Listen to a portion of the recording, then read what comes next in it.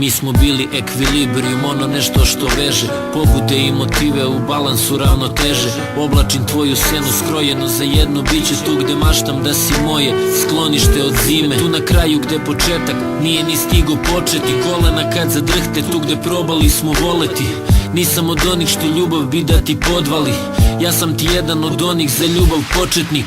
Jer nisam našao knjige da mi odgovore da li ljubav pobeđuje kad je iz srca progone reči kad se izgovore pune ljutnje i pogrešne. Da li ljubav pobeđuje oboje kada pogreše, poverenje kad nestane, nebo deluje tužnije kada želiš da veruješ nekom ko ne zaslužuje, ali ta jedna osoba jedina je u očima. Da li ljubav pobeđuje jednom kad je razočaraš? I ko sam ja kad ne voliš me, kad nestane to zauvek.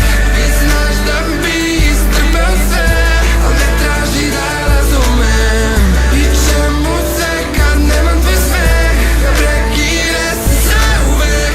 I nema me kad nije mi tu ekvilibriju. Znali smo reći da je ovo serendipity, u svakoj drugoj pokušavam da te izmislim.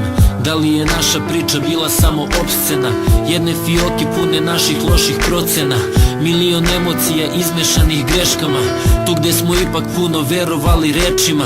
Negde unutra stoji neki neizbrisiv trag, jedno se drugom uvek vraćali ko bumerang.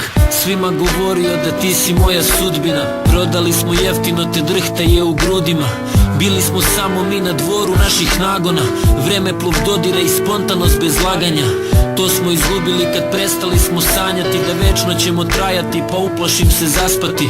I ovo sebi stvarno ne mogu objasniti, kako smo uspeli ekvilibrijum razbiti. I ko sam ja kad ne voliš